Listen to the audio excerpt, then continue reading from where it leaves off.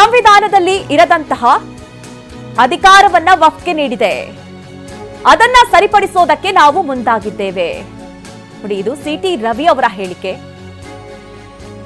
ಏನು ವಕ್ಫ್ ವಿಧೇಯಕ ಇದೆ, ಅದರಲ್ಲಿ ಕೆಲವೊಂದಿಷ್ಟು ಬದಲಾವಣೆಗಳು ಅನಿವಾರ್ಯ.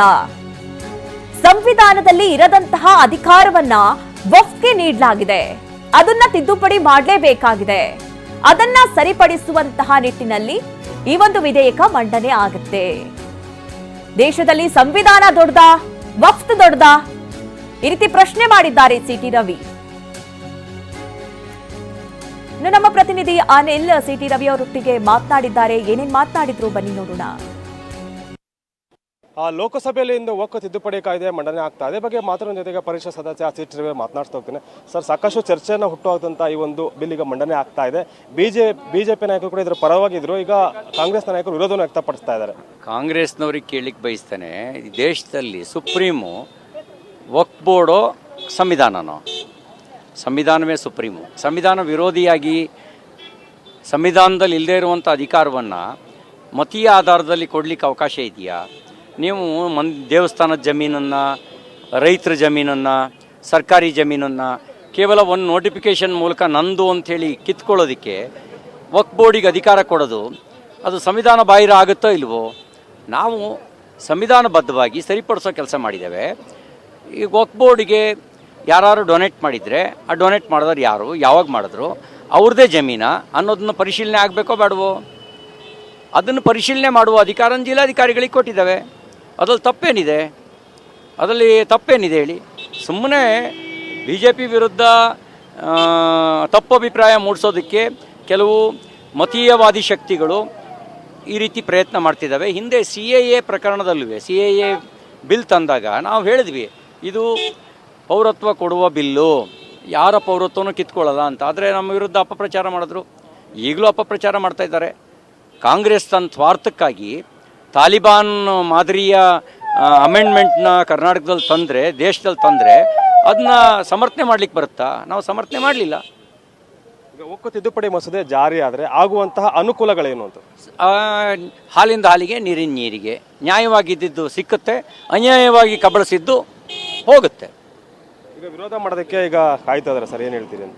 ವಿರೋಧ ಮಾಡಲಿ, ಏನಂತ ವಿರೋಧ ಮಾಡ್ತಾರೆ? ಕಂಡರ್ ಜಮೀನೆಲ್ಲ ಅವನು ಯಾವನೋ ಹೇಳಿದ್ನಲ್ಲ, ವಿಧಾನಸೌಧ ನಮ್ಮದೇ, ಹೈಕೋರ್ಟ್ ಜಾಗನೂ ನಮ್ಮದೇ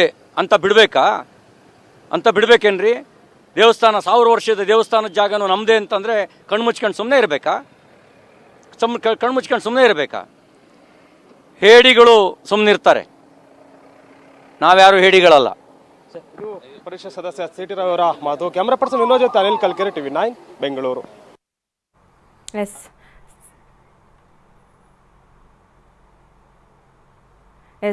ಈ ತಿದ್ದುಪಡಿ ವಿಚಾರದ ಕುರಿತಂತೆ ಅಶ್ವಥ್ ನಾರಾಯಣ ಅವರು ಕೂಡ ಮಾತನಾಡಿದ್ದಾರೆ. ಅವರೇನು ಹೇಳಿದ್ರು ಬನ್ನಿ ನೋಡೋಣ.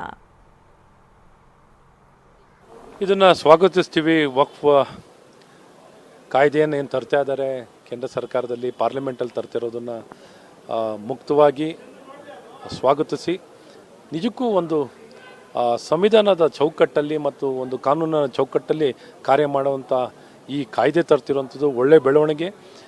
77 ವರ್ಷ ಸ್ವಾತಂತ್ರ್ಯ ಬಂದ್ರೂ ಇದ್ಯಾವುದಕ್ಕೂ ವಿಶೇಷ ಸ್ಥಾನಮಾನವನ್ನು ಕೊಟ್ಟು ಅಧಿಕಾರ ಸಂವಿಧಾನಕ್ಕೆ ಚೌಕಟ್ಟಲ್ಲಿ ಇಲ್ಲದಂಥ ಒಂದು ಕಾಯ್ದೆ ಆಗಿತ್ತು, ಕಾನೂನಾಗಿತ್ತು. ಹಾಗಾಗಿ ಇದೆಲ್ಲ ಒಂದು ಕಡೆ ಸಮಾಜಕ್ಕೆ ಪೂರಕವಾಗಿರಲಿಲ್ಲ, ಕಾನೂನಿಗೆ ಪೂರಕವಾಗಿರಲಿಲ್ಲ, ಸಂವಿಧಾನಕ್ಕೆ ಪೂರಕವಾಗಿರಲಿಲ್ಲ. ಇದು ಸಮಾಜಕ್ಕೆ ಮತ್ತು ಮುಸಲ್ಮಾನ್ ಜನಾಂಗಕ್ಕೂ ಅದು ಒಳ್ಳೆಯ ಅನುಕೂಲಕರ ಆಗಿರಲಿಲ್ಲ. ಹಾಗಾಗಿ ಎಲ್ಲ ಒಂದು ಕಡೆ ಪಾರದರ್ಶಕತೆ ಇರಲಿಲ್ಲ. ಆ ಒಂದು ಯಾವ ಉದ್ದೇಶಕ್ಕಾಗಿ ವಕ್ಫನ್ನು ಸ್ಥಾಪನೆ ಮಾಡಿತ್ತೋ ಅದು ಸದ್ಬಳಕೆನೂ ಆಗ್ತಿರ್ಲಿಲ್ಲ, ಉಪಯೋಗನೂ ಆಗ್ತಿರ್ಲಿಲ್ಲ. ಇವತ್ತು ಅದನ್ನು ಸದ್ಬಳಕೆ ಆಗೋ ರೀತಿಯಲ್ಲಿ ಕಾನೂನಿನ ಚೌಕಟ್ಟಿನಲ್ಲಿ ಮತ್ತು ಪಾರದರ್ಶಕತೆಯನ್ನು ತಂದು ಉತ್ತಮವಾಗಿ ಕಾರ್ಯವನ್ನು ಮಾಡಲಿಕ್ಕೆ ಪೂರಕವಾಗಿ ತಂದಿರುವಂಥ ವಿಧೇಯಕನೇ ಈ ವಕ್ಫ್ ಕಾಯ್ದೆ. ಹಾಗಾಗಿ ಇದನ್ನು ಸ್ವಾಗತಿಸ್ತೀವಿ ಮತ್ತು ಕೇಂದ್ರ ನಮ್ಮ ಪ್ರಧಾನಮಂತ್ರಿಗಳಾದಂಥ ನರೇಂದ್ರ ಮೋದಿ ಅವರಿಗೆ ನಾನು ಹೃದಯಪೂರ್ವಕವಾಗಿ ಅಭಿನಂದನೆಗಳನ್ನು ಸಲ್ಲಿಸ್ತೇನೆ. ಇದನ್ನು ಸ್ವಾಗತಿಸ್ತೀವಿ. ವಕ್ಫ್ ಕಾಯ್ದೆಯನ್ನು ಏನು ತರ್ತಾ ಇದ್ದಾರೆ ಕೇಂದ್ರ ಸರ್ಕಾರದಲ್ಲಿ, ಪಾರ್ಲಿಮೆಂಟಲ್ಲಿ ತರ್ತಿರೋದನ್ನು ಮುಕ್ತವಾಗಿ ಸ್ವಾಗತಿಸಿ, ನಿಜಕ್ಕೂ ಒಂದು ಸಂವಿಧಾನದ ಚೌಕಟ್ಟಲ್ಲಿ ಮತ್ತು ಒಂದು ಕಾನೂನಿನ ಚೌಕಟ್ಟಲ್ಲಿ ಕಾರ್ಯ ಮಾಡುವಂಥ ಈ ಕಾಯ್ದೆ ತರ್ತಿರುವಂಥದ್ದು ಒಳ್ಳೆಯ ಬೆಳವಣಿಗೆ.